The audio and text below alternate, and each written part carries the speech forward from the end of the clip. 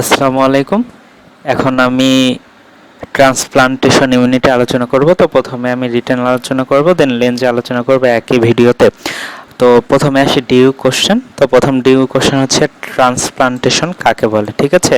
তো transplantation is the process of implanting or organ or part of it from one side to another side, either within the same animal or from one animal to another animal belonging either to the same species or different species। মানে হচ্ছে transplantation মানে হচ্ছে একটা organ একটা মানুষের শরীরের এক জায়গা থেকে তার শরীরের আরেক জায়গায় ট্রান্সপ্লান্ট করা, অথবা একটা এনিমেল থেকে আরেকটা এনিমেলে কোনো টিস্যু বা অর্গান ট্রান্সপ্লান্ট করা, ঠিক আছে। তো এই একটা এনিমেল থেকে আরেকটা এনিমেল সেম স্পিসিসেও হতে পারে, আলাদা স্পিসিসেও হতে পারে। এবার সেই প্রস্থেটিক, ঠিক আছে, প্রস্থেটিক কাকে বলে? প্রস্থেটিক্স হচ্ছে replacement of any tissue by artificial material. Artificial ম্যাটেরিয়ালকে ইউজুয়ালি প্রস্থেটিক্স বলা হয়।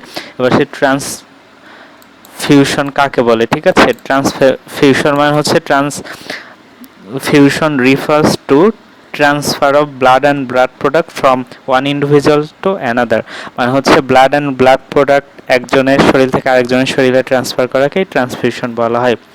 এবার সে নেক্সট ডিউ কোশ্চেন, সেটা হচ্ছে টাইপস অফ গ্রাফট, ঠিক আছে। গ্রাফট কাকে বলে, গ্রাফটসের টাইপস। তো প্রথমে আসি গ্রাফটস কাকে বলে, ঠিক আছে। গ্রাফটস কাকে বলে? তো grafts are the living tissue or organ which are transplanted to replace the disease or death tissue of the body. তো গ্রাফট অলওয়েজ লিভিং টিস্যু আর অর্গান হয়ে থাকবে, যেটা ইউজুয়ালি আমাদের বডির ডিজিজ বা ডেড টিস্যু রিপ্লেস করার জন্য ইউজ করা হয়ে থাকে, ঠিক আছে। দেন হচ্ছে টাইপস অফ গ্রাফটস। তো টাইপস হচ্ছে on the basis of origin, অরিজিনের উপর ভিত্তি করে এটাকে চার ভাগে ভাগ করা হয়। একটা হচ্ছে অটোগ্রাফ, একটা হচ্ছে আইসোগ্রাফ, একটা হচ্ছে অ্যালোগ্রাফট, আর একটা হচ্ছে জেনোগ্রাফট, ঠিক আছে। তো যেটা হচ্ছে অটোগ্রাফট মানে হচ্ছে একজনের শরীরের এক জায়গা থেকে আরেক জায়গায় কোনো টিস্যু বা কোনো মানে স্কিন বা টিস্যু যাই হোক ওইগুলো ইউজুয়ালি ট্রান্সফার করা। এটা হচ্ছে ইউজুয়ালি কোনো ইমিউন রেসপন্স হয় না, কারণ একজনের শরীর থেকে আরেকজন মানে তার শরীরে ইউজুয়ালি এই জিনিসটা ট্রান্সফার করা হচ্ছে বা ইমপ্লান্ট করা হচ্ছে। যে না সে আইসোগ্রাফট মানে হচ্ছে আইডেন্টিক্যাল টুইন, ঠিক আছে। আইডেন্টিক্যাল টুইনের মধ্যে যেই গ্রাফটটা ইউজুয়ালি দেওয়া হয় ওটাকে বলা হয় আইসোগ্রাফট। তো আইসোগ্রাফটের আরেকটা নাম হচ্ছে সিনগ্রাফট, ঠিক আছে। এবার সে অ্যালোগ্রাফট হচ্ছে সেম স্পিসিসে থাকবে, ঠিক আছে, বাট দুইটা আলাদা মানুষের মধ্যে, যেমন একটা মানুষ থেকে আর একটা মানুষের মধ্যে যেই টিস্যু বা অর্গান ট্রান্সপ্লান্ট করা হয় ওটাকে বলা হয় অ্যালোগ্রাফট। এবার আসে জেনোগ্রাফট হচ্ছে আলাদা স্পিসিসের মধ্যে যেই ট্রান্সপ্লান্ট করা হয়, যেমন ঘোড়া থেকে মানুষে, মানুষ থেকে ভেড়ায়, এই রকম, ঠিক আছে। এটা আলাদা স্পিসিস হবে। তো এই জেনোগ্রাফটের আরেকটা নাম হচ্ছে হেটারোগ্রাফট, ঠিক আছে। এবার আসি on the basis of viability, ঠিক আছে। ভায়াবিলিটির ভিত্তিতে ইউজুয়ালি গ্রাফটকে দুই ভাগে ভাগ করা হয়। একটা হচ্ছে ভাইটাল গ্রাফট, একটা হচ্ছে স্ট্যাটিক্স গ্রাফটস।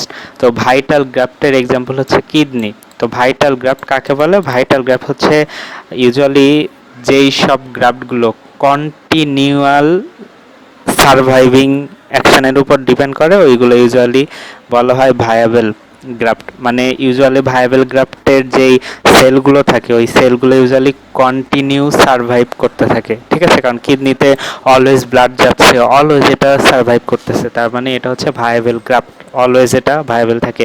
এবার স্ট্যাটিক গ্রাফটসে ইউজুয়ালি যেই সেলগুলো থাকে, ঠিক আছে, এই সেলগুলো ইউজুয়ালি ডেড হয়ে যায়, সেলগুলো মারা যায়, বাট এর যে ম্যাট্রিক্সটা থাকে ওই ম্যাট্রিক্সটা ইউজুয়ালি পারফর্ম করে থাকে। যেমন হচ্ছে টেন্ডেনোপ্লাস্টি, মানে একজনের শরীর থেকে আরেকজনের শরীরে টেন্ডন ট্রান্সফার করা হয়, বা ট্রান্সপ্লান্টেশন অফ ফাসা, মানে আমরা যদি ফাসাও একজনের শরীর থেকে ট্রান্সপ্লান্ট করে থাকি, টেন্ডন অ্যান্ড ফাসা, তাহলে ইউজুয়ালি এটাকে বলা হয় স্ট্যাটিক্স।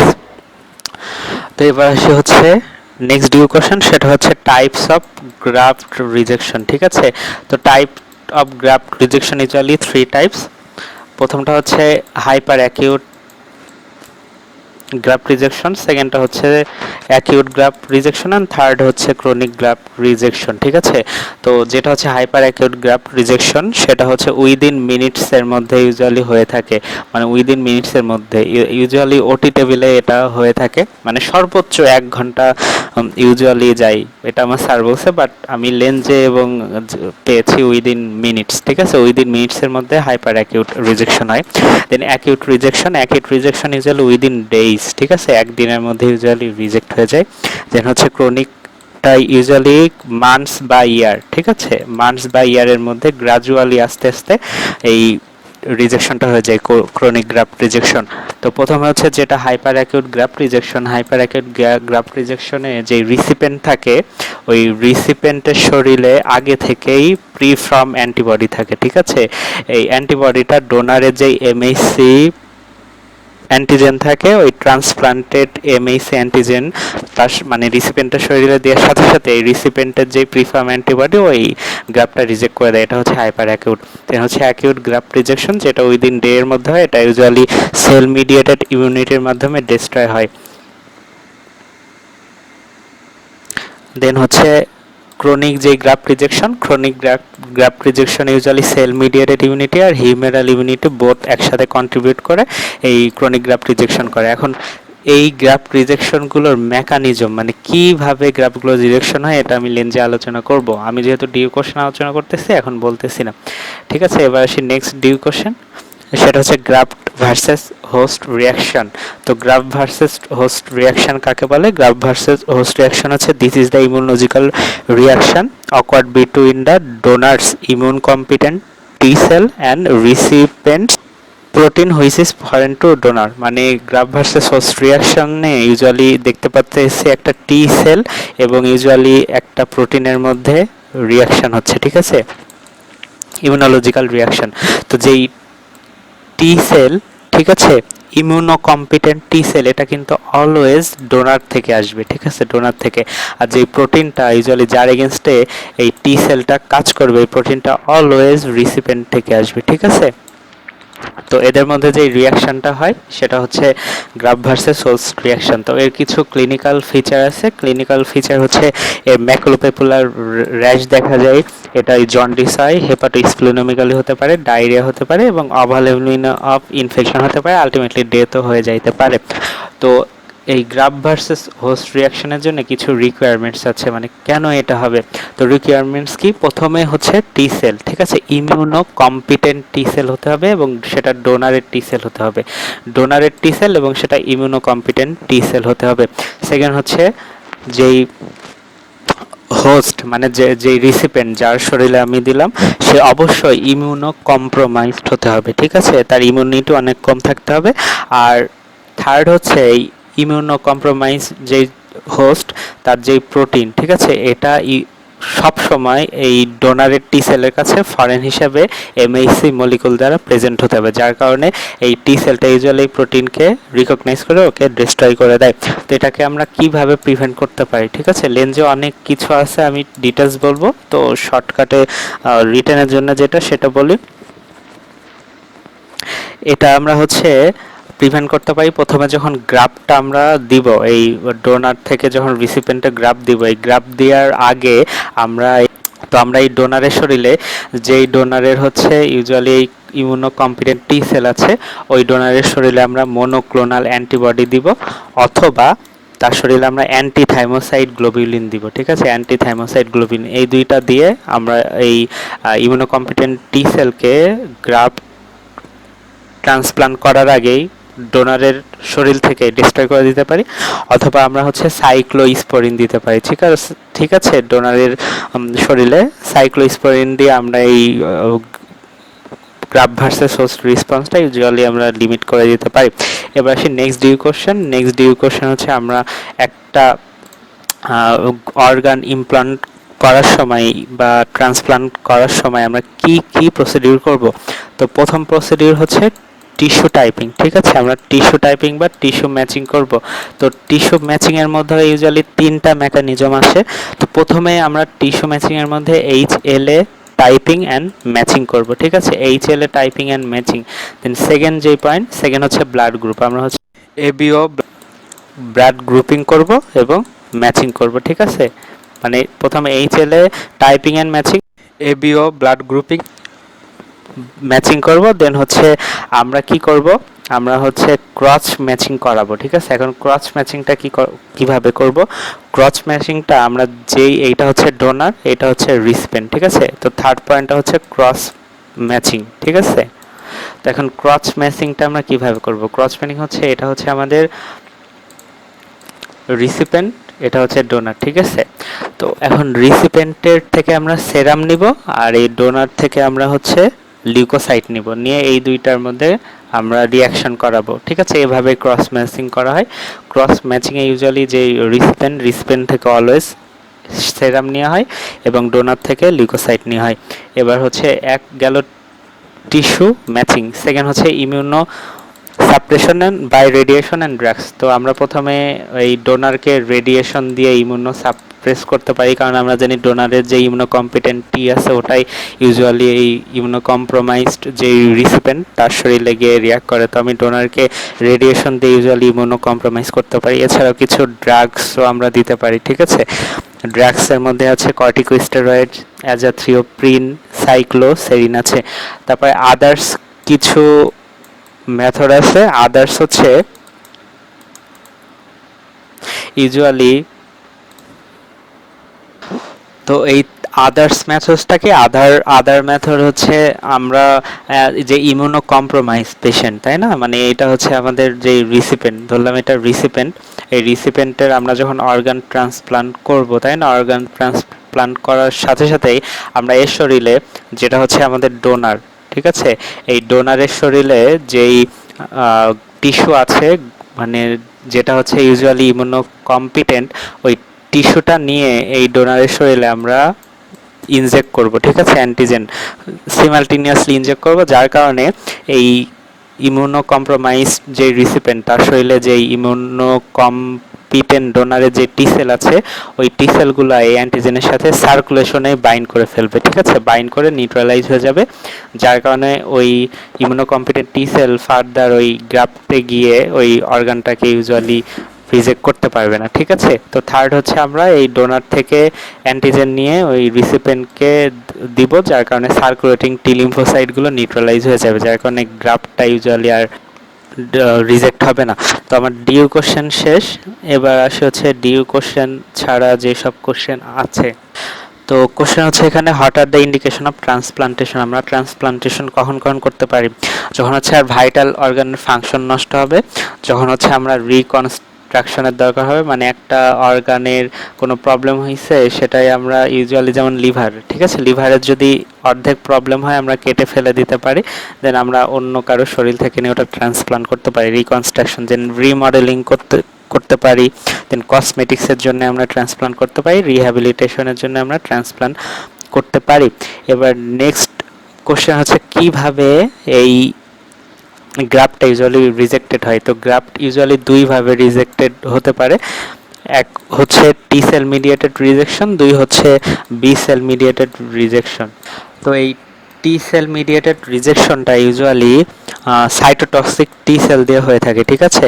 একজন যেই রিসিপিয়েন্ট থাকে, রিসিপিয়েন্টের যেই সাইটোটক্সিক টি সেল, ওইটা ইউজুয়ালি ডোনারের যেই অর্গানটা থাকে ওই অর্গানের অ্যান্টিজেনকে ফরেন হিসেবে ধরে নেয় এবং ক্লাস 1 এমইসি মলিকুলের মাধ্যমে ওটাকে রিকগনাইজ করে ডিস্ট্রয় করে দেয়।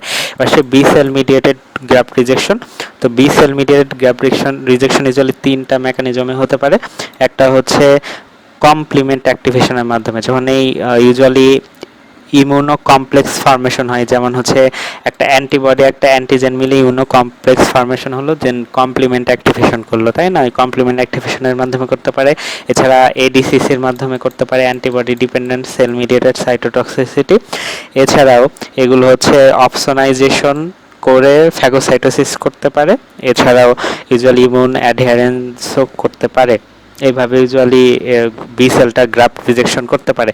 এবার সে হচ্ছে কি আমরা ট্রান্সপ্লান্ট করতে পারি, ঠিক আছে, মানে কোন কোন অর্গানগুলো ইউজুয়ালি ট্রান্সপ্লান্ট করা যায়। তো আমরা হচ্ছে কর্নিয়া ট্রান্সপ্লান্ট করতে পারি, বোন ম্যারো ট্রান্সপ্লান্ট করতে পারি, কিডনি ট্রান্সপ্লান্ট করতে পারি, হার্ট ট্রান্সপ্লান্ট করতে পারি, লিভার ট্রান্সপ্লান্ট করতে পারি, আর কার্টিলেজ ট্রান্সপ্লান্ট করতে পারি, ঠিক আছে। এবার আসি হচ্ছে নেক্সট কোশ্চেন, সেটা হচ্ছে কর্নিয়া কেন কখনো রিজেক্ট হয় না? কারণ কর্নিয়া হচ্ছে অ্যাভাস্কুলার, ঠিক আছে? তো অ্যাভাস্কুলার হওয়ার কারণে কর্নিয়াতে কোনো ব্লাড সাপ্লাই যায় না। তো কর্নিয়াতে ব্লাড সাপ্লাই যায় না বলে সার্কুলেটিং টি লিম্ফোসাইট বা বি লিম্ফোসাইট যেগুলো গ্রাফট রিজেক্ট করে ওগুলো কর্নিয়াতে যাইতে পারে না, এই জন্য কর্নিয়া ইউজুয়ালি সার্ভাইভ করে থাকে। এবার নেক্সট কোশ্চেন হচ্ছে ক্লোনাল এনার্জি, ঠিক আছে? ক্লোনাল এনার্জি কাকে বলে? তো ক্লোনাল এনার্জি আমরা আগে থেকেই জানি, সেটা হচ্ছে একটা ক্লোন, যেমন এটা হচ্ছে একটা টি সেল ক্লোন বা একটা বি সেল ক্লোন, যেটাই হোক, ধরলাম একটা টি সেল ক্লোন, ঠিক আছে? তো এই টি সেল ক্লোন, যেটাই টি সেল ক্লোনকে স্টিমুলেট হতে হলে কিন্তু দুইটা সিগন্যাল লাগে, একটা সিগন্যাল 1 আর একটা হচ্ছে সিগন্যাল 2। যে সিগন্যাল 2 এটাকে কো স্টিমুলেটরি সিগন্যাল বলে, তাই না? আমরা জানি। তো সিগন্যাল 1টা অলওয়েজ এমএইচসি মলিকিউল আর পেপটাইডের মাধ্যমে হয়ে থাকে, আর ক্লাস 2 সিগন্যালটা অলওয়েজ প্যাটার্ন রিকগনাইজেশন রিসেপ্টরের মাধ্যমে, যে অ্যান্টিজেন প্রেজেন্টিং সেল থাকে, এই অ্যান্টিজেন প্রেজেন্টিং সেলের সারফেসে যেই B7 মলিকিউল থাকে এর সাথে এই টি সেলের CD28 বাইন্ড করে, ঠিক আছে? এটাকে বলা হয় কো স্টিমুলেটরি সিগন্যাল। তো যদি এই CD28 এর সাথে B7 এর কো স্টিমুলেটরি সিগন্যালটা ট্রান্সমিটেড না হয় তাহলে টি সেল নন ফাংশনিং থাকে, এটাকেই বলা হয় ক্লোনাল এনার্জি, ঠিক আছে? এই বি সেল টি সেলটা ইউজুয়ালি কাজ করতে পারে না। তো এটাই বোঝাইছে। তো এটা আরও কারণে হতে পারে, যেমন ইন্টারলিউকেন 2, ঠিক আছে, যেটা বি সেলকে ইউজুয়ালি অ্যাক্টিভেটেড করে থাকে। ইন্টারলিউকেন 2 যদি সিনথেসিস না হয় তাও এই টি সেলের এনার্জি হতে পারে। এছাড়া ইন্টারলিউকেন 1 যদি রিলিজ না হয় তাও এই টি সেলের এনার্জি হতে পারে। তো এরপরে আসে হচ্ছে অটো অ্যান্টিবডি কাকে বলে, ঠিক আছে? যেই সব অ্যান্টিবডি, মানে অটো অ্যান্টিবডি কাকে বলে? অটো মিন হচ্ছে সেলফ, এটা একটা গ্রিক ওয়ার্ড, অটো মিন সেলফ, অ্যান্টি মানে হচ্ছে এগেনস্ট, আর বডি মানে তো বডি, ঠিক আছে? যেই সব অ্যান্টিবডি আমাদের শরীরে প্রডিউস হয়ে আমাদের শরীরের নর্মাল প্রোটিনকে অ্যান্টিজেন ধরে ওটাকে ডিস্ট্রয় করে দিচ্ছে, ওটাকেই অটো অ্যান্টিবডি বলা হয়, ঠিক আছে? তো অটো অ্যান্টিবডির কারণ হচ্ছে অটো ইমিউন ডিজিজ, যেমন সিস্টেমিক লুপাস এরিথ্রেমাটাস। তো নেক্সট কোশ্চেনে চলে আসি।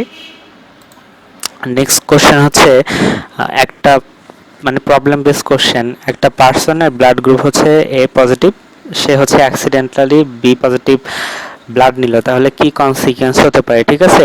তো এখানে ইউজুয়ালি কি হবে, এখানে হচ্ছে মিসম্যাচ ব্লাড ট্রান্সফিউশন রিয়াকশন হবে, ঠিক আছে? মিসম্যাচ ব্লাড ট্রান্সফিউশন রিয়াকশন হবে। তো কেন এই মিসম্যাচ ব্লাড ট্রান্সফিউশন রিয়াকশন হচ্ছে? কারণ হচ্ছে যেই লোকটার ব্লাড গ্রুপ, মানে এই হচ্ছে রিসিপেন্ট আর এটা হচ্ছে ডোনার, ঠিক আছে? এটা হচ্ছে ডোনার। তো রিসিপেন্টের শরীরের এর হচ্ছে ব্লাড গ্রুপ হচ্ছে এ পজিটিভ, ঠিক আছে? এ পজিটিভ। তো এর শরীরে যদি এ পজিটিভ ব্লাড হয় তাহলে এর অ্যান্টিজেন হচ্ছে এ অ্যান্টিজেন, আর তাইলে এর শরীরে হচ্ছে বি এর অ্যান্টিবডি আছে, বি অ্যান্টিবডি আছে, ঠিক আছে? আছে তো বি অ্যান্টিবডি। তো এর শরীর হচ্ছে বি অ্যান্টিবডি। অপরদিকে যেই ডোনারের শরীর থেকে ইউজুয়ালি অ্যান্টিবডি নিচ্ছে, ব্লাড নিচ্ছে বি পজিটিভ, তার শরীরে অ্যান্টিজেন হচ্ছে বি, ঠিক আছে? তো কথা হচ্ছে এইখান থেকে আমরা যখন বি পজিটিভ ব্লাডটা এই রিসিপেন্টকে দিব, যার শরীরে হচ্ছে এ পজিটিভ ব্লাড ছিল, তার শরীরে কিন্তু আগে থেকেই বি অ্যান্টিবডিটা প্রডিউস হয়ে আছে। তো যখন এই বি অ্যান্টিজেনটা এর শরীরে যাবে, এই বি অ্যান্টিবডিটা এই বি অ্যান্টিজেনের এগেনস্টে কাজ করে বি অ্যান্টিজেনকে ডিস্ট্রয় করে দিবে, ঠিক আছে? তো এটা হচ্ছে মিসম্যাচ ব্লাড ট্রান্সফিউশন। তো এটা আমরা কিভাবে প্রিভেন্ট করতে পারি? এটার প্রিভেনশন আছে, আমরা A B O blood grouping করতে পারি, দেন RH টাইপিং করতে পারি, দেন হচ্ছে আমরা যে রেড ব্লাড সেলের এগেনস্টে কোনো অ্যান্টিবডি আছে কিনা এই রিসিপেন্টের শরীরে, এই অ্যান্টিবডি ডিটেক্ট করতে পারি। এছাড়া আমরা প্লাটিলেটের ক্ষেত্রে HLA টাইপিংটা ইউজুয়ালি দেখতে পাই, ঠিক আছে? এবার নেক্সট কোশ্চেন আসি, এটাও প্রবলেম বেশ। সেটা হচ্ছে একটা যদি RH নেগেটিভ মাদারের শরীরে RH পজিটিভ বেবি হয় তাহলে কি কনসিকুয়েন্স হতে পারে? এটা আমরা সবাই জানি। তো কি হয় যখন হচ্ছে ও নেগেটিভ মা, তার শরীরে হচ্ছে ও পজিটিভ বাচ্চা হইল, তাই না? তো কি হবে, প্রথম বাচ্চা কোনো প্রবলেম হবে না, কিন্তু যখন প্লাজেন্টা কাট করা হবে তখন এই ও পজিটিভ ব্লাড কিছুটা মায়ের শরীরে চলে যাবে, ঠিক আছে? মায়ের শরীরে যাওয়ার কারণে মায়ের এই RH পজিটিভ ব্লাডের এগেনস্টে কিছু কিছু আরএইচ অ্যান্টিবডি প্রডিউস হবে, ঠিক আছে। তো আরএইচ অ্যান্টিবডি তার সেকেন্ড চাইল্ডকে ইউজুয়ালি এফেক্ট করবে বা থার্ড চাইল্ডকে এফেক্ট করবে, এক্ষেত্রে সেকেন্ড অ্যান্ড থার্ড চাইল্ডের ডেথ হতে পারে। তো এটা প্রিভেন্ট করার জন্য আমরা একটা অ্যান্টিডি ইনজেকশন দিয়ে দিতে পারি ফার্স্ট চাইল্ডের জন্মের পর্যায়ে, ঠিক আছে। তাহলে এটা প্রিভেনশন হতে পারে। তো এটা আমরা কিভাবে ডায়াগনোসিস করব যে তার শরীরে আরএইচ অ্যান্টিবডি আছে কিনা, এটা টেস্ট করে আমরা ইউজুয়ালি কুমস টেস্টের মাধ্যমে, ঠিক আছে, কুমস টেস্টের মাধ্যমে আমরা এই আরএইচ অ্যান্টিবডি টেস্ট করে থাকি। তো আমার রিটেন শেষ, এবার আমি লেন্সে আলোচনা করব। তো এখন চলে আসি লেন্সে। তো লেন্সে প্রথমে ইন্ট্রোডাকশনে যে কথাবার্তা আছে সবই কমন আর কি, আমি একটু আগে যেসব আলোচনা করেছি ওইগুলাই। তো যে এক্সট্রা ইনফো আছে সেটাই বলবো। তো প্রথমে আসি সলিড অর্গান রিজেকশন। তো সলিড অর্গান বা সলিড গ্রাফট রিজেকশন ইউজুয়ালি 3 টাইপসের হয়ে থাকে। একটা হাইপার অ্যাকিউট গ্রাফট রিজেকশন, একটা অ্যাকিউট গ্রাফট রিজেকশন, আর একটা ক্রনিক গ্রাফট রিজেকশন আমরা জানি। তো হাইপার অ্যাকিউট গ্রাফট রিজেকশন হয় যখন এ বি ও ব্লাড গ্রুপটা মিলে না, ঠিক আছে, ডোনার এবং রিসিপিয়েন্টের মধ্যে। আর অ্যাকিউট গ্রাফট রিজেকশন হয় যখন HLA অ্যান্টিজেনটা মিলে না তখন। আর ক্রনিক রিজেকশন হয় যখন এই ABO এবং HLA মিলছে, ঠিক আছে, কিন্তু এই মাইনর যে অ্যান্টিজেনগুলো থাকে, মাইনর অ্যান্টিজেনগুলো মিলে না, তখন এই ক্রনিক গ্রাফট রিজেকশন হয়ে থাকে। তো প্রথমে চলে আসে হাইপার অ্যাকিউট গ্রাফট রিজেকশন। তো hyper acute graft rejection usually preformed antibody যদি থাকে তখনই এটা হয়ে থাকে। কারণ আমরা জানি যার শরীরে ব্লাড গ্রুপ A তার শরীরে B অ্যান্টিবডি আছে, যার শরীরে ব্লাড গ্রুপ B তার A অ্যান্টিবডি আছে, তাই না? আর যারও তার AB দুইটা অ্যান্টিবডি আছে। তো ধরলাম এটা একটা রিসিপিয়েন্ট যার ব্লাড গ্রুপ B, তাকে আমরা A ব্লাড গ্রুপ দিলাম। তো তাইলে তো এই A অ্যান্টিজেনের এগেনস্টে তার শরীরে A অ্যান্টিবডি আছেই, তাই না? তো এই ক্ষেত্রে হাইপার অ্যাকিউট গ্রাফট রিজেকশন হবে উইদিন মিনিটস। তো এই ক্ষেত্রে কি হয়, দেখা যাচ্ছে এটা একটা গ্রাফট, ঠিক আছে, এর ভিতরে যে ব্লাড ভেসেলস আছে, তাই না? তো এই ব্লাড ভেসেলের যে এন্ডোথেলিয়াম থাকে এখানেও কিন্তু ব্লাড গুলো থাকে, ঠিক আছে, ব্লাডের যে অ্যান্টিজেন ওইগুলো থাকে। তো যখন ওই গ্রাফটটা ট্রান্সপ্লান্ট করা হবে তখন যেই রিসিপিয়েন্ট থাকে তার যেই মিসম্যাচ ব্লাড গ্রুপিং এর ক্ষেত্রে কিন্তু এটা শুধু তাই না? তো এই গ্রাফটের ডোনারের ব্লাড গ্রুপ আলাদা ছিল, তো রিসিপিয়েন্টের ব্লাড গ্রুপ আলাদা। তো এখানে তার প্রিফার্ম অ্যান্টিবডি সাথে সাথে গিয়ে এন্ডোথেলিয়ামে যে অ্যান্টিজেন থাকে ওর এগেনস্টে ইউজুয়ালি কাজ করে, ঠিক আছে, কাজ করে রিয়াকশন করে ইউজুয়ালি তাকে ডিস্ট্রয় করে দেয়। তো এটাকে বলা হয়ে থাকে ইউজুয়ালি হোয়াইট গ্রাফট রিয়াকশন। কেন হোয়াইট গ্রাফট রিয়াকশন বলা হয়? কারণ এই অ্যান্টিজেন অ্যান্টিবডির রিয়াকশনে ইউজুয়ালি কোনো ব্লাড থাকে না এই ভিসেরাতে, ঠিক আছে, গ্রাফটে। এই জন্য এটা অনেকটা হোয়াইট কালারের দেখা যায় গ্রাফটটা, এই জন্য এটাকে হোয়াইট গ্রাফট রিয়াকশন বলা হয়ে থাকে। তো এই ক্ষেত্রে যখন ইউজুয়ালি এই এবিও ব্লাড গ্রুপের অ্যান্টিজেন যখন এন্ডোথেলিয়ামের এবিও ব্লাড গ্রুপের অ্যান্টিজেন যেটা এন্ডোথেলিয়ামে থাকে তার এগেনস্টে যে অ্যান্টিবডি রিয়াকশন করতেছে, যার কারণে ইউজুয়ালি ভেসেলটা স্পাজম হয়ে অক্লুশন হয়ে যায় এবং গ্রাফটটা ব্লাড সাপ্লাই পায় না, আলটিমেটলি গ্রাফটটা রিজেক্ট হয়ে যায়, ঠিক আছে। এবার আসে অ্যাকিউট গ্রাফট রিজেকশন। তো acute graft rejection HLA typing এর যদি মিসম্যাচ হয়ে থাকে, ঠিক আছে। তো অ্যাকিউট গ্রাফট রিজেকশন ইউজুয়ালি দুইটা সাবসেটে ভাগ করা হয়। একটা প্রাইমারি সেট বা ফার্স্ট সেট, আর একটা সেকেন্ডারি সেট বা অ্যাক্সেলারেটেড সেট, ঠিক আছে। তো প্রাইমারি সেটটাই কি হয় এন্ড সেকেন্ডারি বা অ্যাক্সেলারেট সেটে কি হয়? প্রাইমারি সেট ইউজুয়ালি 11 থেকে একটা গ্রাফট যখন আমরা রিসিপিয়েন্টের শরীরে দিচ্ছি তখন এই প্রাইমারি সেটটা ইউজুয়ালি 11 থেকে 14 দিন সময় নেয়, ঠিক আছে, হতে। আর এই সেকেন্ডারি সেটটা ইউজুয়ালি 5 থেকে 6 দিন সময় নেয়।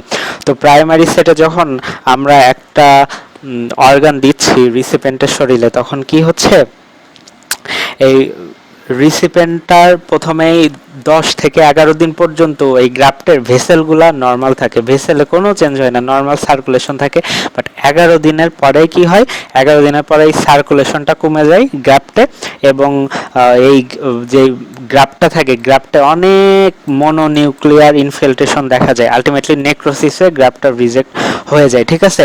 তো এই ক্ষেত্রে প্রিডমিনেন্টলি ইউজুয়ালি টি লিম্ফোসাইট কাজ করে, ঠিক আছে, বা সাইটোটক্সিক টি সেল। তো এই সাইটোটক্সিক টি সেলই ইউজুয়ালি এই গ্রাফট রিজেকশন করে থাকে অ্যাকিউট রিজেকশনের ক্ষেত্রে। তো এটা প্রমাণ করা যায়, দেখা যাচ্ছে যেই পেশেন্টের কোনো বি সেল ডেফিসিয়েন্সি আছে বা টি সেল তাদের পরিপূর্ণ, তাদের এই গ্রাফট রিজেকশনটা হয়। বাট যাদের টি সেল নাই, বি সেল আছে, তাদের কিন্তু এই গ্রাফট রিজেকশনটা হয় না, অ্যাকিউট গ্রাফট রিজেকশন। তো এই ক্ষেত্রে বলা যায় acute graft rejection always cell mediated immunity, মানে সাইটোটক্সিক টি সেল মিডিয়েটেড ইমিউনিটিতে ডিস্ট্রয় হয়ে যায়। তো এবার আসি অ্যাক্সেলারেট সেট বা সেকেন্ডারি সেটে কি হয়। তো প্রথমে আমরা যখন দিচ্ছি একটা গ্রাফ, তাই না, তো তার মানে সাইটোটক্সিক টি সেল কিন্তু সেন্সিটাইজড হয়ে যাচ্ছে।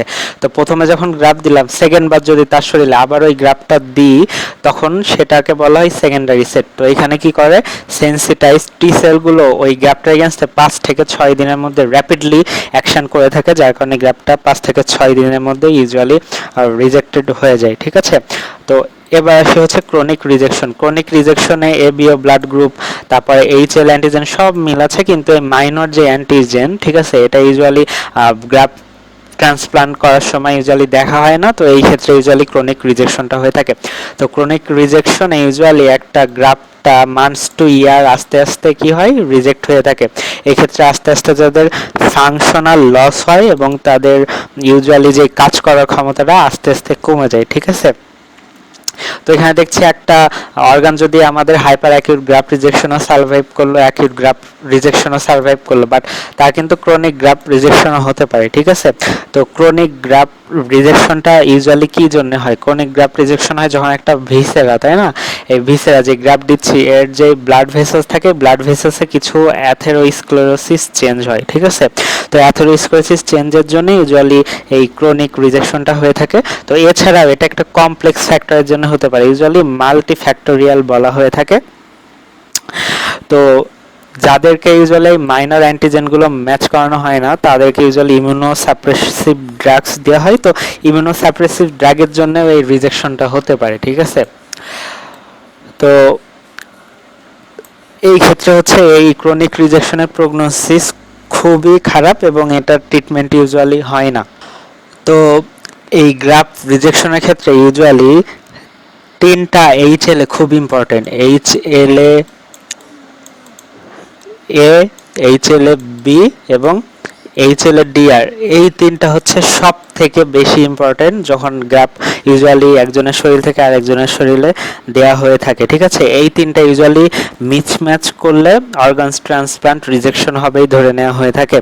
তো ইউজুয়ালি এই 3টা যদি মিসম্যাচ করে, তাহলে ইউজুয়ালি ডোনারের শরীর থেকে যখন রিসিপেন্টের শরীরে দেওয়া হয়, তখন রিসিপেন্টের শরীরে এই অ্যালো অ্যান্টিজেনের এগেনস্টে ইউজুয়ালি মেনলি এই 3টার ইনফ্লুয়েন্সে তার হচ্ছে হেল্পার অ্যান্ড সাইটোটক্সিক টি সেলগুলো প্রডিউস হয়ে থাকে।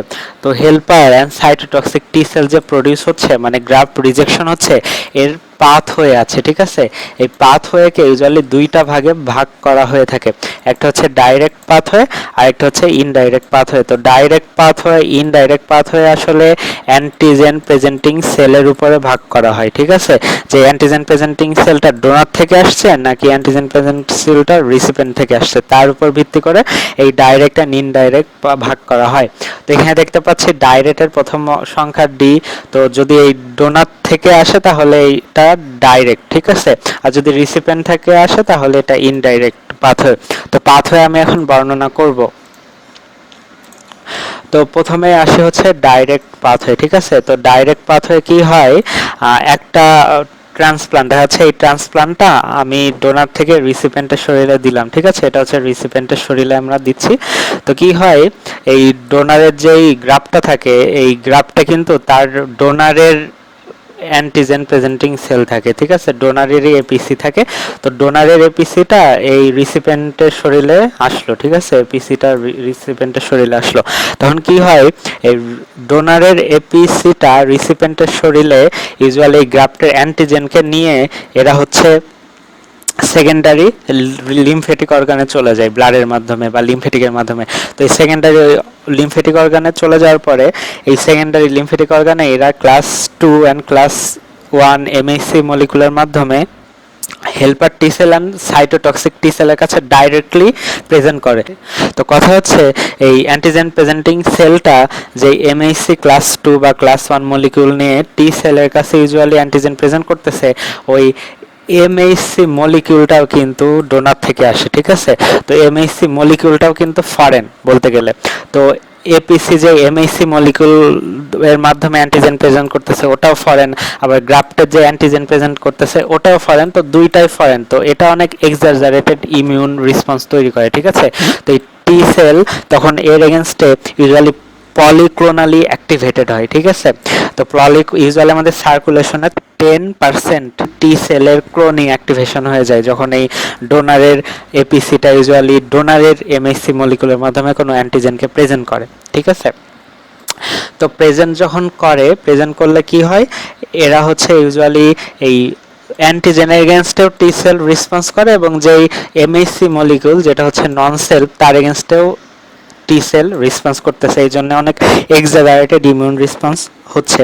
এই ক্ষেত্রে কি হয়, এই টি সেল কিন্তু ডাইরেক্ট রিকগনাইজেশন করতেছে, তাই না, এপিসিকে, এবং এপিসি প্রসেস অ্যান্টিজেন এবং এমএসসি মলিকুলকে।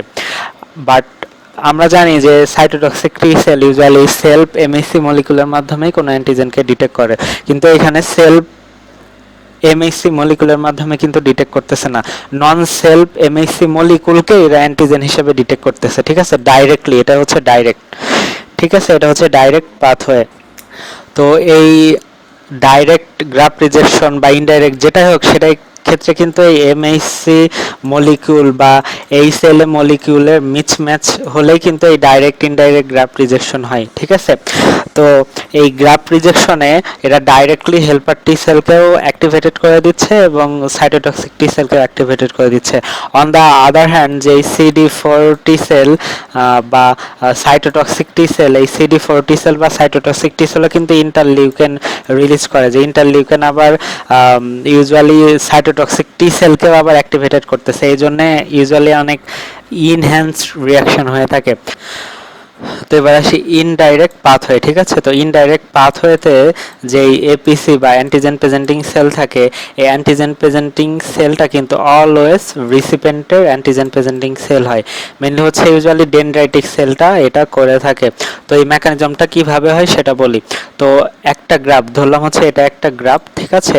এই গ্রাফটা যখন হচ্ছে একটা রিসিপেন্টের শরীরে আমরা দিলাম, তো রিসিপেন্টের শরীরে দিলে যখন হচ্ছে HL এ মিসম্যাচ করবে তখন কি হবে, ওই রিসিপেন্টের যেই antigen presenting cell mainly dendritic cell যেটা, ঠিক আছে, এই ডেনড্রাইটিক সেলটা এর অ্যান্টিজেনকে রিকগনাইজ করে এরা ড্রেইনিং লিম্ফ মাধ্যমে ইউজুয়ালি সেকেন্ডারি লিম্ফেটিক অর্গান চলে যাবে, রিসিপেন্টের সেকেন্ডারি লিম্ফেটিক অর্গান, ওইখানে গিয়ে এই অ্যান্টিজেনকে ক্লাস 1 এন্ড ক্লাস 2 এমএসসি মলিকুলের মাধ্যমে প্রেজেন্ট করবে, ঠিক আছে। তো যখন প্রেজেন্ট করবে তখন তার টি সেল ইউজুয়ালি অ্যাক্টিভেটেড হবে, মেনলি ডেনড্রাইটিক সেল হচ্ছে ক্লাস 2 এমএসসি মলিকুলের মাধ্যমে ইউজুয়ালি প্রেজেন্ট করে থাকে, যার কারণে CD4 টি সেল বা helper T cell usually stimulated হয়। তো এখানে দেখা যাচ্ছে যে এই সেলে টাইপিংটা কিন্তু ম্যাচ করতেছে না এদের, তাই না। তো ডেনড্রাইটিক সেলটা যেই ক্লাস 2 এমএসসি মলিকুলের মাধ্যমে অ্যান্টিজেন প্রেজেন্ট করবে, এই ক্লাস 2 এমএসসি মলিকুলটাও কিন্তু ফরেন থাকতেছে, তাই না, এটা কিন্তু নন সেলফ থাকতেছে। তো এই নন সেলফ হওয়ার কারণেও CD4 টি সেল অ্যাক্টিভেটেড হবে, ঠিক আছে। কারণ এই এমএসসি 2 যে মলিকিউলসটা এটা বেশি ইমিউনোজেনিক, এর যে অ্যান্টিজেনটা ভিসেরাল অ্যান্টিজেনের থেকে MS2 বেশি ইমিউনোজেনিক, তো এটার এগেনস্টে এই CD4 টি সেল হাইলি অ্যাক্টিভেটেড হয়ে যাবে, ঠিক আছে। তো এখন কথা হচ্ছে যে HL এ মিসম্যাচ না হলেও কিন্তু এই ইনডাইরেক্ট পাথওয়েটা হতে পারে, ঠিক আছে।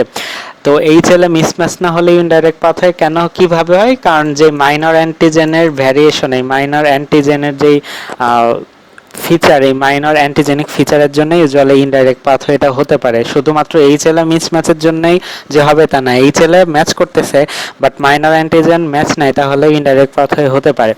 তো কথা হচ্ছে এরা যখন সেকেন্ডারি লিম্ফেটিক অর্গানে ক্লাস 2 এমএসসি মলিকুলের মাধ্যমে হেল্পার টি সেলের কাছে প্রেজেন্ট করলো, তখন হেল্পার টি সেল আবার এই গ্রাফটের মধ্যে চলে আসবে, ঠিক আছে। তো গ্রাফটের মধ্যে আসার পরে এটা তিনটা কাজ করবে গ্রাফটে, একটা হচ্ছে TH1 রিলিজ করবে, মানে হেল্পার টি সেল তার কিছু সাবসেট রিলিজ করবে আর কি, TH1, TH17 আর হচ্ছে টি ফলিকুলার সেল ইউজুয়ালি রিলিজ করবে। তো TH1 হচ্ছে ম্যাক্রোফেজকে অ্যাক্টিভেটেড করবে, যার কারণে এই গ্রাফটের সেলগুলো ইনগালফ হয়ে যাবে। TH17 ইউজুয়ালি নিউট্রোফিলকে রিক্রুটমেন্ট করবে, তো নিউট্রোফিলের মাধ্যমে এই গ্রাফটেড সেলগুলো ডিস্ট্রয় হবে। T follicular helper cell usually B সেলের প্রলিফারেশন করে অ্যান্টিবডি প্রডিউস করবে, যার কারণে অ্যান্টিবডি এর এগেনস্টে কাজ করবে। তো আমরা দেখতে পারতেছি যে ইনডাইরেক্ট পাথওয়েতে অলওয়েজ অনেক টাইম লাগছে, ঠিক আছে।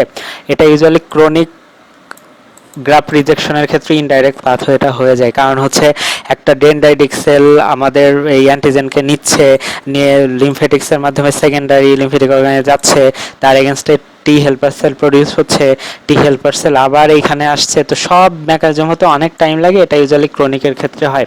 তো এখানে কথা হচ্ছে যে এমএইসি মলিকিউলের মাধ্যমে যেটা প্রেজেন্ট করতেছে অ্যান্টিজেন, যেটা হচ্ছে MHC2, ওটা ফরেন হলেও কিন্তু CD4 টি সেল স্টিমুলেটেড হচ্ছে। আর এইখানে ডাইরেক্টের ক্ষেত্রে আমরা কি পড়েছিলাম? ডাইরেক্টের ক্ষেত্রে পড়েছিলাম ফরেন MHC1 মলিকুলের মাধ্যমে অ্যান্টিজেন প্রেজেন্ট করলেও কিন্তু সাইটোটক্সিক টি সেল স্টিমুলেটর হচ্ছিল। কিন্তু ইনডাইরেক্টে কি হবে?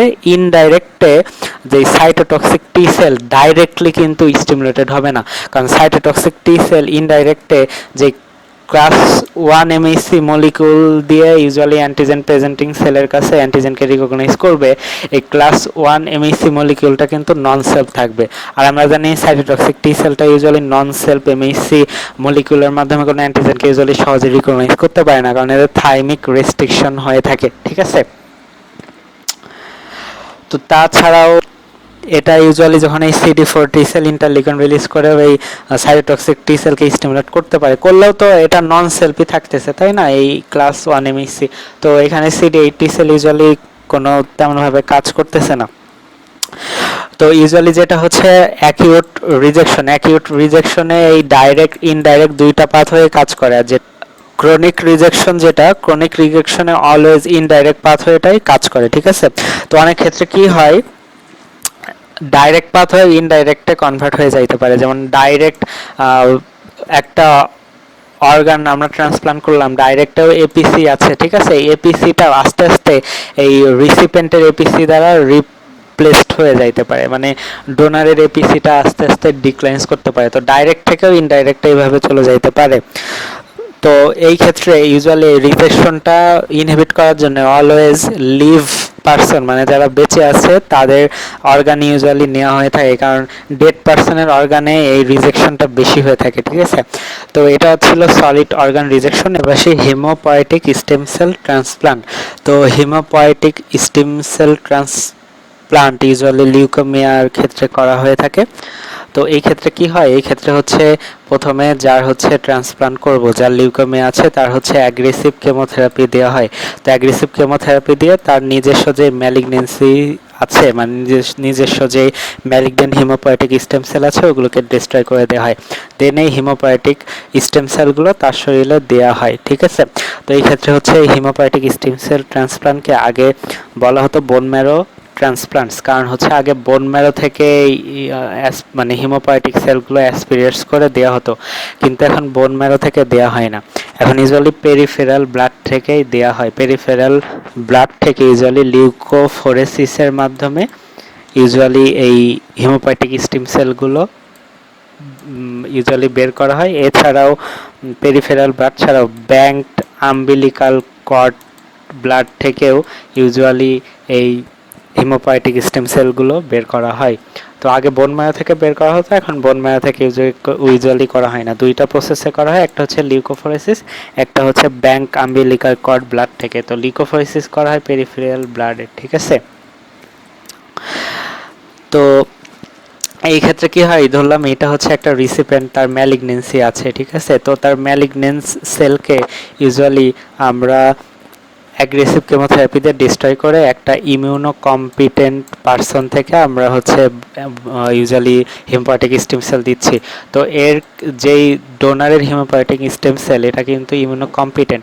তো এটা কি হয়, এই যেই রিসিপেন্ট থাকে, রিসিপেন্ট সেলের যেই ফার্দার আর যে ম্যালিগনেন্ট সেল থাকে, ওর এগেনস্টেও কিন্তু কাজ করে। এই ডোনারের যেই সাইটোটক্সিক টি সেল থাকে, ইউজুয়ালি এই হিমোপয়েটিক স্টেম সেলের এই সাইটোটক্সিক টি সেল এই রিসিপেন্টের যেই ম্যালিগনেন্ট সেল থাকে তার এগেনস্টে ইউজুয়ালি অ্যাক্টিভলি কাজ করে, এটাকে বলা হয় গ্রাফট ভার্সেস ম্যালিগনেন্সি রিয়াকশন, ঠিক আছে, বা গ্রাফট ভার্সেস ম্যালিগনেন্সি ইফেক্ট। তো এটা অনেক উপকারী একটা ইফেক্ট। তো কি হয় ইউজুয়ালি এই graft versus malignant effects MHC molecule match বা মিসম্যাচ করুক আর না করুক, যে মাইনর অ্যান্টিজেন আছে মাইনর অ্যান্টিজেনের ডিফারেন্সেই ইউজুয়ালি গ্রাফট ভার্সেস ম্যালিগনেন্সি ইফেক্টটা হয়ে থাকে। তো কথা হচ্ছে আমরা যদি একটা পার্সনকে ইউজুয়ালি এই পার্সনকে যদি ইমিউনোসাপ্রেসিভ ড্রাগ দিই তাহলে কিন্তু এর যেই সাইটোটক্সিক টি সেল ওইটা সাপ্রেশন হয়ে থাকবে, তাই না? তখন কিন্তু এই সাপ্রেসড সাইটোটক্সিক টি সেল আর ম্যালিগনেন্ট সেলকে ডিস্ট্রয় করতে পারবে না, যার কারণে এই গ্রাফটটা ম্যালিগনেন্ট সেল দিয়ে রিপ্লেসড হয়ে এই গ্রাফটটা রিজেক্ট হয়ে যাবে। এটারও ডিসঅ্যাডভান্টেজ আছে। তো ইমিউনো কম্প্রোমাইজ ড্রাগ দিলেও এটা রিজেক্ট হয়ে যাবে, আবার যদি আমরা ইমিউনো কম্প্রোমাইজ ড্রাগ না দিয়েতেও পারি তাহলে হোস্ট ভার্সেস গ্রাফট রিয়াকশনেও এটা ডিস্ট্রয় হয়ে যেতে পারে, মানে সব দিকেই প্রবলেম আছে, ঠিক আছে। তো এবার আসে হচ্ছে গ্রাফট ভার্সেস হোস্ট রিয়াকশন। তো গ্রাফট ভার্সেস হোস্ট রিয়াকশন আমরা আগে যা বলেছি ওই কথাগুলো আর বলবো না, এক্সট্রা যে ইনফো আছে সেটা বলবো। তো এই গ্রাফট ভার্সেস হোস্ট রিয়াকশনটা ইউজুয়ালি আমাদের ব্যারিয়ার টিস্যুতে হয়ে থাকে, যেমন স্কিন এবং গ্যাস্ট্রোইন্টেস্টিনাল ট্র্যাকে হয়ে থাকে। এর কিছু ক্লিনিক্যাল ফিচার আমি আগে বলেছি, এর সাথে আরও এখানে আছে র্যাশ হয়, ওরাল আলসার হতে পারে, ডায়রিয়া, হেপাটাইটিস এগুলো হতে পারে। তো গ্রাফট রিজেকশন হওয়ার কিছু ক্রাইটেরিয়া আছে, ক্রাইটেরিয়াগুলো আমি আগেও আলোচনা করেছি। তো এবার আসে হচ্ছে HLA typing in the laboratory, ঠিক আছে। তো HLA টাইপিংটা খুবই ইম্পর্টেন্ট আমাদের হচ্ছে অর্গান ট্রান্সপ্লান্ট করার জন্য। তো HLA টাইপিংয়ে ইউজুয়ালি 5টা জিন বা 5টা অ্যান্টিজেন খুবই ইম্পর্টেন্ট, এগুলো ইউজুয়ালি টিস্যু টাইপিং বা HLA টাইপিংয়ে দেখা হয়। কোন 5টা? 3টা হচ্ছে HLA এর A, B and C antigen, HLA A, HLA B, HLA C antigen, আর 2টা হচ্ছে HLA DR অ্যান্টিজেন আর DQ অ্যান্টিজেন। এই 5টা হচ্ছে মোস্ট ইম্পর্টেন্ট, কোনো অর্গান ট্রান্সপ্লান্টের ক্ষেত্রে এই 5টা দেখতেই হয়, মাস্ট। তো একটা এ হচ্ছে একটা পার্সন, তাই না? এই পার্সন হচ্ছে ইউজুয়ালি এই 5টা অ্যান্টিজেন তার বাবার কাছ থেকেও 5টা পায়, তার মায়ের কাছ থেকেও 5টা পায়, মানে এর শরীরে 10টা এই অ্যান্টিজেন ইউজুয়ালি থাকে। তো অপর ক্ষেত্রে এর যে আইডেন্টিক্যাল টুইন বা এর শরীরেই যদি আমরা এক জায়গা থেকে আরেক জায়গা থেকে দিই, তো বা আইডেন্টিক্যাল টুইনই ধরলাম, আইডেন্টিক্যাল টুইনও কিন্তু মায়ের থেকে 5টা বাবার থেকে 5টা পাচ্ছে, মানে আইডেন্টিক্যাল টুইনের শরীরেও কিন্তু 10টা সেম অ্যান্টিজেন থাকছে। তো এদের যখন এই 10টা মিলে যাচ্ছে তখন একে বলা হয় 10 আউট অফ 10 ম্যাচ। তো এই 10 আউট অফ 10 ম্যাচ হচ্ছে অর্গান ট্রান্সপ্লান্টের ক্ষেত্রে সব থেকে সিকিউর, ঠিক আছে। তো এইটা আগে হচ্ছে সেরোলজিক্যাল টেস্টের মাধ্যমে দেখা হতো, এখন আর সেরোলজিক্যাল টেস্টের মাধ্যমে দেখা হয় না, এটা বর্তমানে ইউজুয়ালি PCR এর মাধ্যমে দেখা হয়ে থাকে। তো এবার আসি হচ্ছে ক্রস ম্যাচিং জিনিসটা কি। তো ক্রস ম্যাচিং আমি আগে আলোচনা করেছিলাম, সেটা হচ্ছে একটা ডোনার একটা হচ্ছে রিসিপেন্ট, ঠিক আছে। ডোনারের লিউকোসাইট নিব আর রিসিপেন্টের সেরাম নিব। তো শুধু সেরাম না, সেরাম প্লাস কমপ্লিমেন্ট নিব, ঠিক আছে। তো এই রিসিপেন্টে এটা হচ্ছে রিসিপেন্ট, ঠিক আছে, এটা হচ্ছে রিসিপেন্ট আর এটা হচ্ছে ডোনার। তো রিসিপেন্টের সেরাম নিব এবং তার কমপ্লিমেন্ট নিব, একসাথে এই ডোনারের যেই লিউকোসাইট থাকে এই লিউকোসাইটের সাথে রিয়াক্ট করাবো, এটাকে ইউজুয়ালি বলা হয় ক্রস ম্যাচিং। তো এই ক্রস ম্যাচিংটা ইউজুয়ালি করা হয় হাইপার অ্যাকিউট রিজেকশনটা প্রিভেন্ট করার ক্ষেত্রে, ইউজুয়ালি A, B ও ব্লাড গ্রুপের ক্ষেত্রে এই ক্রস ম্যাচিংটা করা হয় যাতে হাইপার অ্যাকিউট রিজেকশনটা প্রিভেন্ট হয়ে থাকে।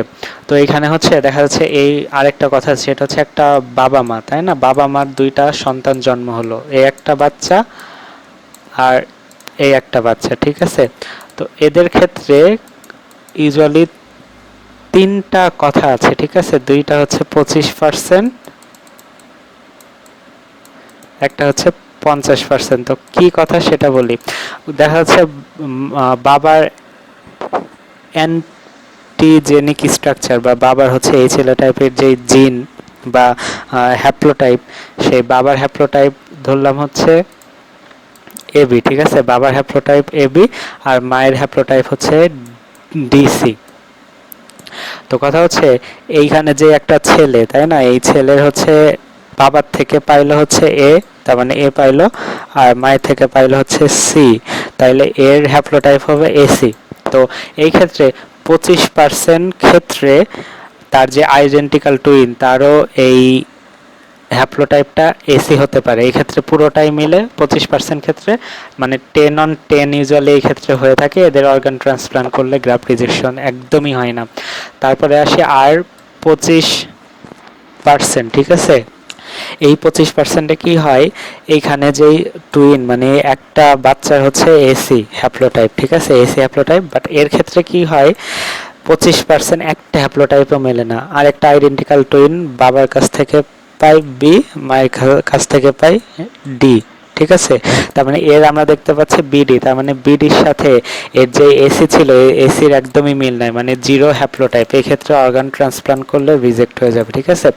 আর 50% ক্ষেত্রে কি হয়, 50% একটা বাচ্চার এসি, এই ক্ষেত্রে কি হয় যে কোনো একটা হ্যাপ্লোটাইপ মেলে, ঠিক আছে, দুইটা মেলে না। যেমন হচ্ছে এর হতে পারে, মানে আরেকটা টুইনের হতে পারে হয় এডি না হয় বিসি, ঠিক আছে।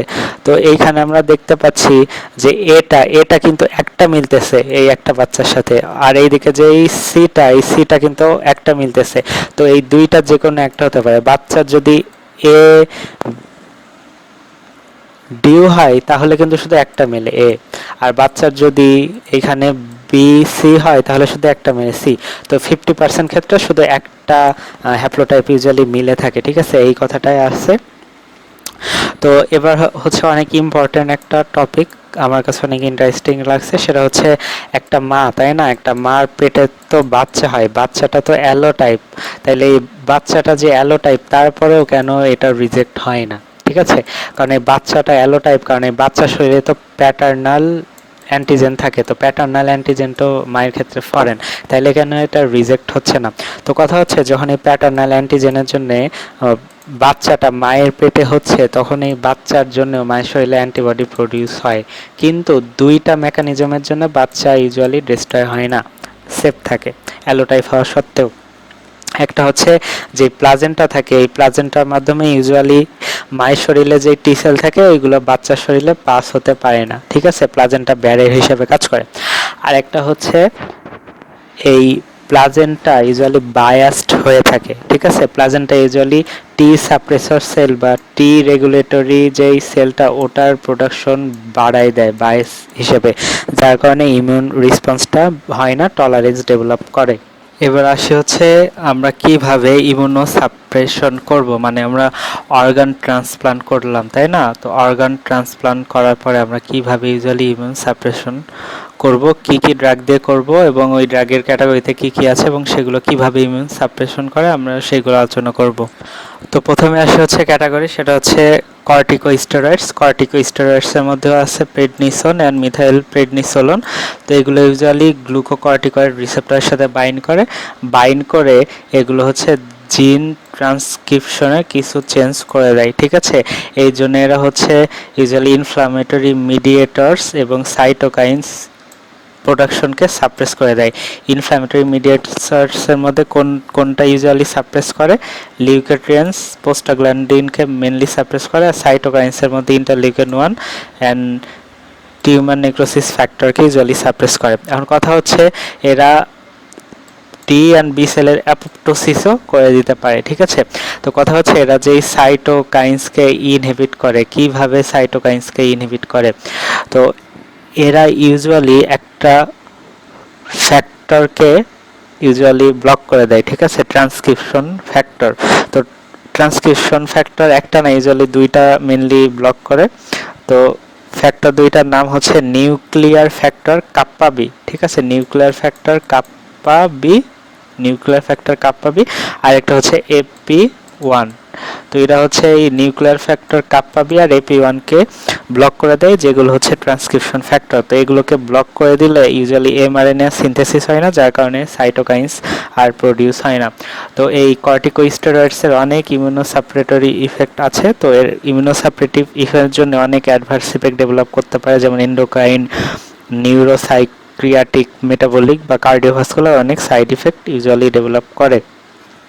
তারপরে আসি ডিএনএ সিনথেসিস ইনহিবিটর, এর মধ্যে আছে হচ্ছে অ্যাজাথ্রিওপ্রিন, মেথোট্রেক্সেট, মাইকোফেনোলেট। তো এগুলো আসলে কিভাবে কাজ করে থাকে, এগুলো ইউজুয়ালি পিউরিন সিনথেসিস পাইরিন মেটাবলিজমকে ইনহিবিট করে দেয় এবং এগুলো যার কারণে ডিএনএ সিনথেসিস ইনহিবিশন করতে পারে, যার কারণে ইউজুয়ালি লিম্ফোসাইট যেগুলো ডিভাইডিং লিম্ফোসাইটগুলোর অ্যাপোপ্টোসিস হয়ে যায়। আর অ্যাজাথ্রিওপ্রাইন যেগুলো, অ্যাজাথ্রিওপ্রাইন হচ্ছে 6 মার্ক্যাপ্টোপিউরিনে কনভার্ট হতে পারে। আর এদিকে মেথোট্রেক্সেট যেটা, এই মেথোট্রেক্সেট হচ্ছে ইউজুয়ালি বিএন টি সেলের ফাংশনকে ডাইরেক্টলি ইম্পেয়ার করতে পারে, ঠিক আছে, ডাইরেক্ট ইম্পেয়ার করে দেয়। কিভাবে ইম্পেয়ার করে, এগুলো হচ্ছে যেই সিগন্যালিংস এনজাইমস আছে ওই সিগন্যালিংস এনজাইমসের উপরে ইফেক্ট তৈরি করে। এবার সে ক্যালসিনিউরিন ইনহিবিটর, এর মধ্যে আসে হচ্ছে সাইক্লোস্পোরিন অ্যান্ড ট্যাক্রোলিমাস। তো সাইক্লোস্পোরিন হচ্ছে সাইক্লোফ্লিনের সাথে বাইন্ড করে, ঠিক আছে, আর ট্যাক্রোলিমাসটা হচ্ছে এফকেবি P1 এর সাথে বাইন্ড করে, যার কারণে ইউজুয়ালি ক্যালসিনিউরিনটা ব্লক হয়ে যায়। তো ক্যালসিনিউরিন যখন ব্লক হয় তখন ক্যালসিয়াম ডিপেন্ডেন্ট ডিফসফোরাইলেশনটা হয় না। তো ক্যালসিনিউরিন ডিপেন্ডেন্ট মানে ক্যালসিয়াম ডিপেন্ডেন্ট ডিফসফোরাইলেশন যখন হয় না তখন হচ্ছে এনএফএটিটা আর অ্যাক্টিভেশন হয় না, কারণ এই ডিফসফোরাইলেশনের মাধ্যমে ইউজুয়ালি এনএফএটিটা অ্যাক্টিভেশন হয়। তো এটা ইউজুয়ালি আর অ্যাক্টিভেটেড হয় না, যার কারণে ইউজুয়ালি যে টি সেল অ্যাক্টিভেশনের ফার্স্ট ফেজটাও কাজ করে না, ঠিক আছে, এই জন্য আর টি সেল ইউজুয়ালি অ্যাক্টিভেটেড হয় না। তো এই এনএফএটি ইউজুয়ালি যে ফার্স্ট ফেজটা থাকে টি সেল অ্যাক্টিভেশন, তার একটা ট্রান্সক্রিপশন ফ্যাক্টর হিসেবে কাজ করে। এছাড়াও এই ড্রাগসগুলো ইউজুয়ালি ইন্টারলিউকেন 2 মানে সাইটোকাইনস অ্যান্ড ইন্টারলিউকেন 2 রিসেপ্টরসকে ইউজুয়ালি ইনহিবিট করে থাকে, ঠিক আছে। এবার আসি টিওআর ইনহিবিটর, এর মধ্যে হচ্ছে সিরোলিমাস বা রাফামাইসিন এবং এভারোলিমাস, ঠিক আছে, এগুলো বাইন্ড করে হচ্ছে এফকেবি P1 এর সাথে। এগুলো ইউজুয়ালি টিওআর কে ইনহিবিট করে থাকে, যেগুলো ইউজুয়ালি টি সেল অ্যাক্টিভেশনের সেকেন্ড ফেজে কাজ করে। এছাড়াও এরা ইউজুয়ালি ইন্টারলিউকেন 2 সিগন্যালকে ব্লক করে দেয়, যার কারণে ইউজুয়ালি টি সেলের ক্লোনাল প্রলিফারেশন হয় না। তো এই ক্ষেত্রে একটা কথা বলে রাখি, সেটা হচ্ছে যে যেই সিরোলিমাস থাকে, এই সিরোলিমাসটা ইউজুয়ালি মোর সিলেক্টিভ এবং এর টক্সিসিটি অনেক কম।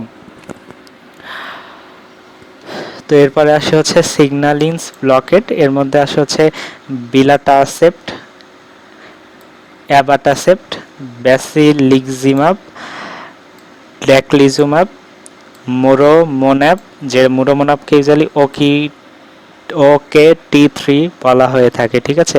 তো এই মুরোমোনাবটা usually first approved monoclonal antibody. Muromonab যেটা OKT3, এটা হচ্ছে first approved antibody, monoclonal antibody, ঠিক আছে।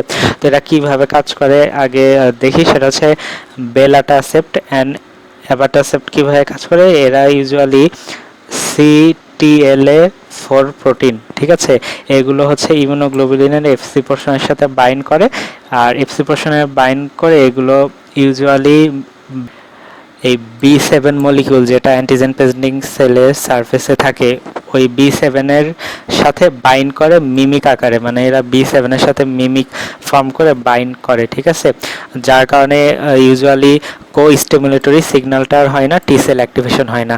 এই CTLA4 প্রোটিনটা ইউজুয়ালি এই CD28 যেই প্রোটিন থাকে টি সেলের সারফেসে, এর থেকে এই CD24 যে প্রোটিনের থেকে এই CTLA4 প্রোটিনের অ্যাফিনিটি B7 এর প্রতি বেশি থাকে, এই জন্য এটা B7 এর সাথে বাইন্ড করে টি সেলকে ইনহিবিট করে দেয়। এবার সে ব্যাসিলিক্সিমাবস অ্যান্ড ড্যাকলিজুম্যাব এগুলো কিভাবে কাজ করে, এগুলো usually monoclonal mouse human mixture. এরা ইউজুয়ালি ইন্টারলিউকেন 2 রিসেপ্টরকে ব্লক করে দেয় টি সেলে, যার কারণে টি সেলের প্রলিফারেশন হয় না। এবার আসে হচ্ছে মুরোমোনাব, যেটা OKT3 ফার্স্ট যেই মনোক্লোনাল অ্যান্টিবডি ইউজুয়ালি অ্যাপ্রুভড করা হয়। তো এটা হচ্ছে ইউজুয়ালি আমাদের মনোক্লোনাল মাউস অ্যান্টিবডি, যেটা হচ্ছে আমাদের CD3 কে ব্লক করে দেয়, ঠিক আছে, যার কারণে টি সেল রিসেপ্টর সিগন্যালিংসটা ব্লক হয়ে যায়। তো যেটা হচ্ছে ব্যাজিলিক্সিম্যাব, এটা হচ্ছে চিমেরিক মনোক্লোনাল অ্যান্টিবডি আমরা জানি। তারপর আসি সেল ডিপ্লেটিং অ্যান্টিবডি। সেল ডিপ্লেটিং অ্যান্টিবডির মধ্যে আছে হচ্ছে অ্যান্টিথাইমোসাইড গ্লোবিউলিন। তো অ্যান্টিথাইমোসাইড গ্লোবিউলিনকে ককটেলও বলা হয়, কারণ এটা হচ্ছে হর্স, র্যাবিট এবং হিউম্যানের মাধ্যমে ইউজুয়ালি প্রডিউস করা হচ্ছে। এই ক্ষেত্রে কি হয়, হিউম্যান যে টি সেল, এই হিউম্যান টি সেলের মাধ্যমে ইউজুয়ালি এই হর্স বা র্যাবিটকে ইমিউনাইজড করা হয়, করে এই পলিকোনাল হর্স বা র্যাবিট অ্যান্টিবডি প্রডিউস করা হয়। তো এই অ্যান্টিবডিগুলো usually CD3, CD4 and CD8 সাথে বাইন্ড করে, ঠিক আছে। এছাড়াও এগুলো কমপ্লিমেন্ট মিডিয়েটেড সেল লাইসিস করে থাকে। এছাড়াও এরা হচ্ছে টি সেলের যে সিগন্যালিংস, ওই টি সেলের সিগন্যালিংসটা ইনহিবিট করে দেয়। তো এইগুলো হচ্ছে ব্রডার ইমিউনোসাপ্রেসিভ ইফেক্ট আছে। তো কথা হচ্ছে যাদের এই ইমিউনোসাপ্রেসিভ ড্রাগ দেওয়া যায় তাদের অনেক অপরচুনিস্টিক ইনফেকশন আর নিওপ্লাজম হতে পারে। তো এর একটা এক্সাম্পল আছে, যেমন হচ্ছে যেই সব পেশেন্টের মাল্টিপল স্ক্লেরোসিস আছে তাদের যদি আমরা মনোক্লোনাল অ্যান্টিবডি নেটালিজুমাব দিই, নেটালিজুমাব দিলে তাদের মাল্টিফোকাল লিউকোএনকেফালোপ্যাথি ডেভেলপ করতে পারে। এছাড়াও ইমিউনো কম্প্রোমাইজড ড্রাগ দিলে ইউজুয়ালি ক্যান্সারের সম্ভাবনা 100 গুণ বেড়ে যায় যদি কোনো ট্রান্সপ্লান্ট পেশেন্টের ক্ষেত্রে আমরা দিয়ে থাকি। তো কমন ক্যান্সার এই ক্ষেত্রে হয়ে থাকে স্কোয়ামাস সেল কার্সিনোমা, যেটা স্কিনে হয়। এছাড়াও অ্যাডেনোকার্সিনোমা হতে পারে কোলন বা লাংসে, তাছাড়া লাইপোমা হতে পারে। এটা অল অ্যাবাউট ট্রান্সপ্লান্ট ইমিউনোলজি।